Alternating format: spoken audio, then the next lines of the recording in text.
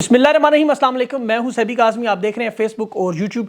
पहले अहम खबरें आपके सामने रख दूं। एक तो अडयाला जेल से जो इमरान खान की आज मुलाकात हुई, सियासी जमातों से मुज़ाकरात का मामला, उसकी मंजूरी, ये टर्म्स ऑफ रेफरेंस क्या होंगे।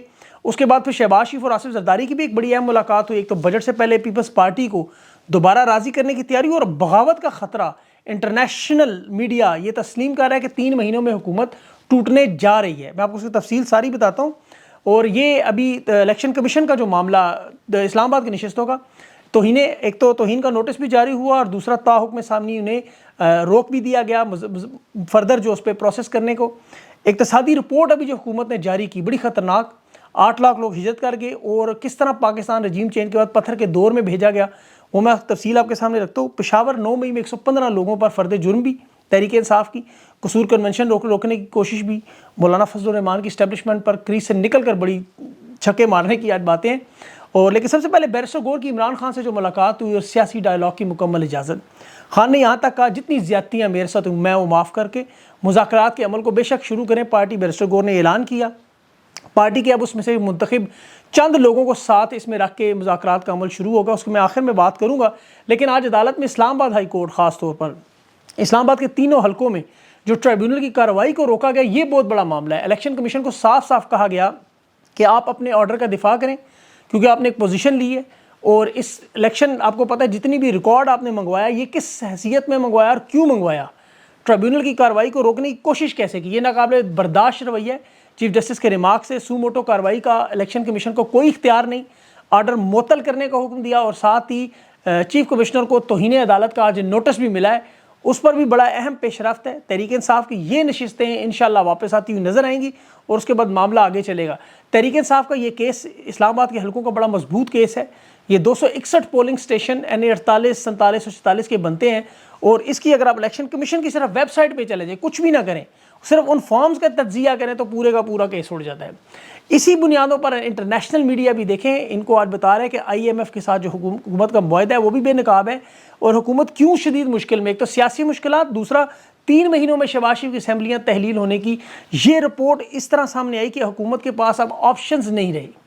उसकी वजह IMF की अगर बात तस्लीम ना करें तो वो कर्ज़ा नहीं देंगे, अगर बात तस्लीम करें तो कर्ज़े के ऊपर जो शराइत लगी हैं, जो मैं आपको चल के बताता हूँ, वो अवामी बगावत की तरफ मामला जा रहा है। अवाम बर्दाश्त नहीं कर सकेगी।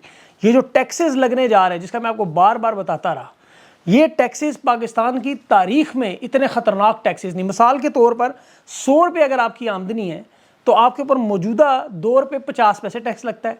तनख्वाहदार तबका IMF अब कह रहा है इनको कि 7 रुपये 50 पैसे इनकी आमदनी पर टैक्स लगाओ, और जो ही आपकी आमदनी 100 से 120 होगी, आपके ऊपर टैक्स 7 रुपये से 12 रुपये 50 पैसे बढ़ जाएगा। अंदाज़ा करें, अगर आप किसान हैं तो 18% सेल्स टैक्स, खाद खरीदने पे, बीज खरीदने पे, फसल की जो भी लवाजमात आप इस्तेमाल करते हैं उन पर वो लग जाएंगे 18% टैक्स। 18%, ये इमरान खान के दौर में 2% था। अब अंदाज़ा करें कि ज़राअत इस वक्त पाकिस्तान की कौमी पैदावार का जो 25% है वो ज़राअत से, और ज़राअत के साथ जो नौकरियाँ हैं वो 68% है पाकिस्तान में, 70% नौकरियाँ। मतलब पाकिस्तान की आप आबादी देखें तो ज़राअत जो देहाती आबादी है वो 16 करोड़ आबादी गाँव में रहती है। तो ज़राअत का शोबा पाकिस्तान में ऑक्सीजन की तरह, उस ऑक्सीजन को रोकने के लिए उनके ऊपर 18% टैक्स, उनसे पहले भी ख़रीदा नहीं जा रहा माल उनसे, IMF जो कह रहा है। और वज़ीर ख़जाना कहता है कि खैरात पर मुल्क चलता नहीं, टैक्सेस पर चलेगा। तो टैक्सेस लेंगे कैसे? कहते हैं टैक्सेस लेंगे तो मुल्क की आमदनी बढ़ेगी, लेकिन लोगों के पास काम काज ही नहीं, वो टैक्स कहाँ से देंगे? और जब टैक्स नहीं देंगे तो मुल्क का ख़जाना कैसे भरे? तो ये मुर्गी पहले आई या अंडा पहले आया? इस वक्त इनके पास ना मुर्गी है ना अंडा है, अलबत्ता गधे बहुत मौजूद हैं। 1 लाख गधों का इजाफा हुआ, खुद इन्होंने बताया। आज पाकिस्तान का देखें, मिडिल क्लास और लोअर क्लास तबका इस वक्त जो बड़ी तादाद में है, 90% आबादी अगर आप कह लें, वो पहले से ही महंगाई की इस चक्की में पिस चुके हैं। इनकी महंगाई में अब 15% मजीद हर चीज़ में आप इजाफा लगा लें, 15% हर चीज़ में आप इजाफा लगाएं, तो इन हालात में किसान फसल कैसे उगाएगा? खरीफ की फसल आपको पता है, इससे पहले भी अभी लोग उगाने से किसान इनकार कर रहे हैं कि उन्हें पहले गंदम में जो नुकसान हुआ वो किस तरह इस मामले पर जा सकते हैं। अगर आप ताजिर हैं, अगर आप आम सारे अद्वियात खरीदना चाहें, कोई अपने घर के लिए कोई चीज़ खरीदना चाहें, आपको टैक्सेस का एक जाल बिछ जाएगा। फॉर्म 47 की हुकूमत को लोग पहले ही तस्लीम नहीं कर रहे। अब अगर IMF से कर्ज लें, इजाफा करें, तो फिर अवाम की तरफ से आप खुद बताएं बगावत होगी या नहीं? लोग तो इनसे पहले से शदीद नफरत कर रहे हैं कि उनका मैंडेट छीना, अब उसमें ये इजाफा खुद करेंगे। इक्तिसादी मुआशी तरक्की की आज इनकी जो रिपोर्ट, अगर आप वो रिपोर्ट पढ़ें, हर हदाफ में, हर जगह में नाकामी, हर शोबे में तनज़ली। एक्सपोर्ट कम होगी, امپورٹ بڑھ گئی. حکومت نے اپنی پوری تفصیل یہ 2021 2022 2023 کی رپورٹ جاری کی ہے. اس اکنامک سروے میں یہ تسلیم کر رہے ہیں کہ یہ بری طرح ناکام ہوئے, اور رجیم چینج سے پہلے عمران خان کی حکومت کے ساتھ ان کا موازنہ کریں. صنعتی ترقی 7%, ان کی آج 1%. معاشی ترقی خان کی دیکھیں 6.2%, ان کی آج دیکھیں کہاں پہنچ گئی. یہ خود تسلیم کر رہے ہیں. یہ رپورٹس جو ہیں وہ آپ ان کی ویب سائٹس پہ جا کے پڑھ سکتے ہیں. خود تسلیم کر رہے ہیں کہ عوام کی قوت خرید میں کمی آئی, قیمتوں میں بدترین اضافہ آیا, ٹرانسپورٹ عوام کی پہنچ سے دور, ٹیکسٹائل شعبے میں تباہی بربادی, ملکی قرضوں میں اضافہ 130 ارب کے قرضے, سروسز سیکٹر میں 4 کا ہدف 4% کا اور 1% حاصل ہوا. ابھی جو سعودی عرب اور عرب امارات سے یہ بھیک مانگنے نکلے اور چین بھی گئے, وہاں سوائے نغمے ترانے ڈرامے اس کے علاوہ کچھ نہیں ملا نا. وزیر خزانہ محمد اورنگزیب خود کہہ رہا ہے کہ 1 سال میں ہمارے پاس کچھ بھی نہیں بڑھا سوائے 1 سال میں 1 لاکھ گدھوں گے. کسان کو گندم کی قیمت ادا نہیں کر سکتے, اور 65% آبادی جو میں نے آپ کو پہلے بتایا کہ دیہی علاقوں میں اس وقت جو موجود ہے وہ لوگ کس طرح جائیں, وہ کیا کریں گے, وہ آپ خود سوچیں. اور اس وقت ہر چیز میں پہلے 4 مہینوں میں قرضوں میں 4500 ارب کا اضافہ کر چکے ہیں. صرف مارچ تک 65,000 ارب کا قرضہ. خود حکومت بتا رہی ہے کہ بے روزگاری کی شرح 6.3% ہوگی. 8,70,000 لوگ ملک چھوڑ کر چلے گئے بظاہر ملازمت کے لیے. یہ بھی ایک نیا ریکارڈ لگا ہے. تو اگر آپ کو وقتی طور پر تھوڑا سا فارن ریمیٹنس میں اضافہ نظر آئے تو یہ 8 لاکھ لوگ جو گئے. حکومت کے اتحادی اور خود حکومت مجبور کہہ رہی ہے کہ 3 مہینے ہمارے لیے چلنا بڑا مشکل کام ہے. ہم 3 مہینے کے اندر اسمبلیاں توڑ دیں گے. یہ انٹرنیشنل فرسٹ پوسٹ کی بھی خبر آ چکی ہے سب طرف. اور خود پیپلز پارٹی کہہ رہے ہیں, خورشید شاہ کہہ رہے ہیں ہمیں نہ تو وفاقی بجٹ میں انہوں نے ہمیں کچھ بتایا, نہ ہمیں چین کے دورے کے لیے کچھ بتایا. ہمیں بس کہہ رہے ہیں کہ ہم نے حکومت چلانی ہے, آپ یہ جو ناکامیاں ہوں گی اس میں ہمارا ساتھ دیں, ہمارے ساتھ کھڑے ہو جائیں. لیکن اس کا اپنا کہنا ہے کہ حکومت اب کھڑی نہیں ہو سکتی. ان کے اپنے وفاقی وزیر خزانہ مصطفیٰ اسماعیل کہہ رہے ہیں کہ یہ 94 وزیر لے کے جو معاملہ چائنا گئے, چائنا میں 95 افراد تھے, اس وہاں پر 2 درخواستیں چائنا سے کی ہیں. ایک, ہم نے جو آپ سے قرضہ لیا وہ ہم واپس نہیں کر سکتے. دوسرا, ہمیں مزید 3,000 ارب قرضہ اور دے دیں. دونوں درخواستیں مسترد. 23 انہوں نے میمورنڈم آف انڈرسٹینڈنگ وہ جو کرواتے ہیں معاہدے, وہ دستخط کروائے. اس میں سے 4 پروجیکٹ انہوں نے کہا جی منظور کریں, لیکن ایک کی صرف منظوری ہے, وہ بھی سی پیک پارٹ 2 کے حوالے سے اس شرط پر کہ جو توانائی کے منصوبوں میں چین کے انڈیپینڈنٹ پرووائڈر کو پیسے دینے ہیں وہ دیں گے, اور وہ بھی کسی تیسرے ملک میں رکھیں گے اب. اور ساتھ لیکن ان کا منصوبہ وفاقی کابینہ کو توسیع کرنا ہے, پیپلز پارٹی کو شامل کرنا ہے. اور شہباز شریف دیکھیں نہ, مطلب وہ سارا اس وقت کوشش یہی کر رہا ہے کہ اگر یہ ٹوٹے اسمبلی تو کٹھے جائیں. وہ کہتا ہے ہم کیسے بچ جائیں, سول مارشل تو ویسے بھی لگا ہوا ہے, عوام کا تو نہ فوکس ہے نہ خیال ہے. اب ان لوگوں سے نہ بزنس چل رہا ہے, نہ کاروبار چل رہا ہے, نہ ملکی معیشت چل رہی ہے. یقین کریں انویسٹرز جو ہیں, کل میری بڑے انویسٹر سے بات ہو رہی تھی, وہ اپنا سب کچھ بنگلہ دیش شفٹ کرنے کے بارے میں سوچ رہے ہیں. انہوں نے کہا کہ آخری مراحل میں ان کی تقریباً 12 ارب روپیہ ان کا تقریباً بنتا ہے سارا ٹرن اوور. وہ کہتے ہیں میں بنگلہ دیش لے کے جانا چاہتا ہوں, حالات یہاں پہ ہے ہی نہیں. اب ان کا جو سب سے بڑا سیاسی طور پہ حالات ہے, ووٹ بینک تھا وہ نواز شریف تھا, اور اس کے حالات آپ دیکھ لیں, سب سے بڑا ووٹ بینک نواز شریف دونوں حلقوں میں بری طرح ہارا ہوا. اس دوران 2 سال میں جو میڈیا کی انہوں نے تباہی بربادی کی, زبان بندی کی, صحافیوں کو اغوا کیا, ملک بدر کیا. آج بھی 5 لوگ آپ کو پتہ ہے اغوا ہیں. ارشد شریف تو شہید ہوا, عمران ریاض اغوا ہوا, صدیق جان, سمی ابراہیم کے ساتھ جو آپ جانتے ہیں. لیکن یہ 5 لوگ, اظہر مشوانی کے بھائی, وہ چودھری شہزاد گل, وقاص امجد, علی بخاری, آج اس کے علاوہ وہ سینئر نائب صدر ہے اس کا لاہور کا, ان کا وہ بھی اغوا. تو ان کے لیے اپنے حالات تنگ ہوتے جا رہے ہیں. اسی لیے اب مولانا فضل الرحمان کو بھی یہ نظر آ رہا ہے, جو اس وقت ان کی اتحادی ہیں انہیں بھی نظر آ رہا ہے. مولانا فضل الرحمان نے جو آج باتیں کی, اور وہ اتنی کھل کے باتیں تھی, یقین کریں میں سوچ رہا تھا یہ تحریک انصاف نے کی ہوتی تو کیا ہوتا. اس نے کہا تھا یہ جو اپنے آپ کو طاقتور دیکھنا چاہتے ہیں, جو یہ سمجھ رہے ہیں کہ پارلیمنٹ ان کے گھر کی لونڈی ہے, اسمبلیوں کو اپنی مرضی سے ڈھال لیں گے, جو دل میں آئے کریں گے, لیکن انہیں یہ نہیں سمجھ آ رہی کہ عوام اب سرنڈر نہیں کرے گی, انہیں عوام کے سامنے سرنڈر کرنا ہوگا. مولانا فضل الرحمان کی, مولانا فضل الرحمان کے سامنے تو بولتے نہیں, ان کی اتنی جرت نہیں سے کچھ کہیں. تحریک انصاف کے اوپر سارا اپنا مسئلہ انہوں نے دکھا دی. تحریک انصاف کے دیکھے رہنماؤں کو جلسہ نہیں کرنے دے, بھی قصور کنونشن ہوا, لوگوں کو 9 مئی میں چھوڑا گیا, جیل کے دروازے سے دوبارہ اغوا کر لیا. پنجاب پولیس اس وقت باقاعدہ طور پر ایک مسلح جتھا بنی ہوئی ہے.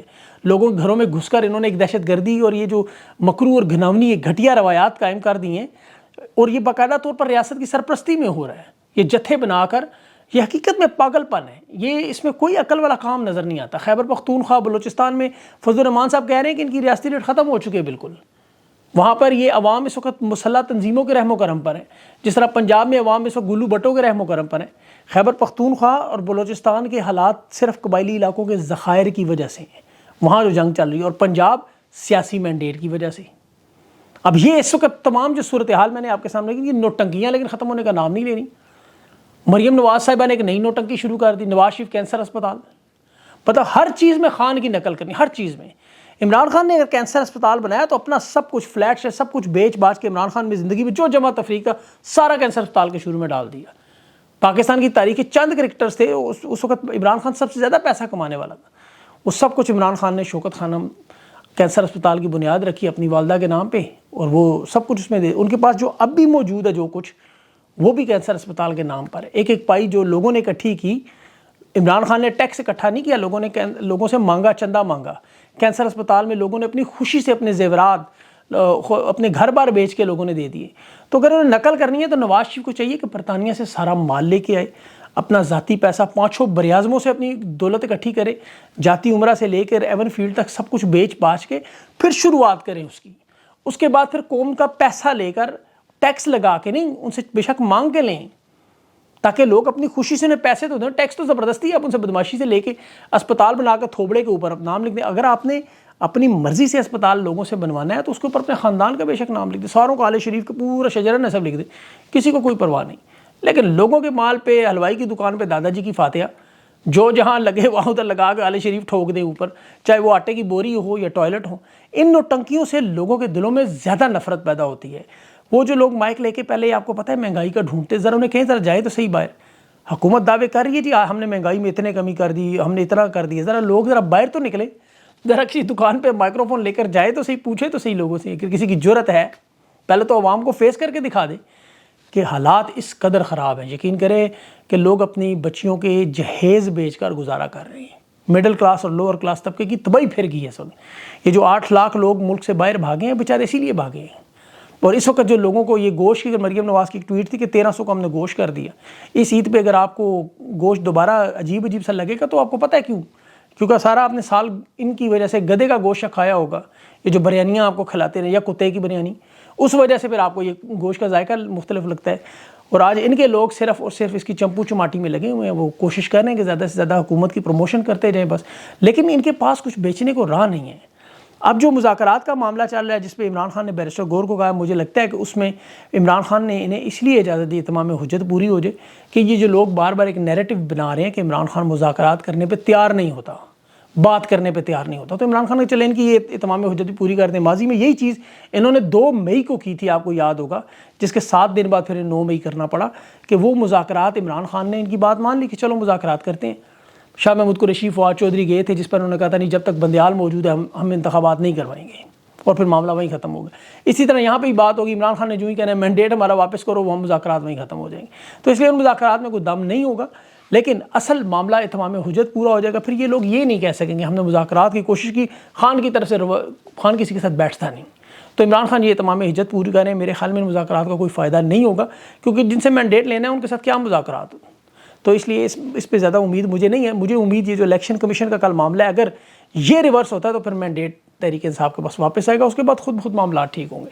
اپنا خیال رکھیں، مجھے اجازت دیں، اللہ حافظ۔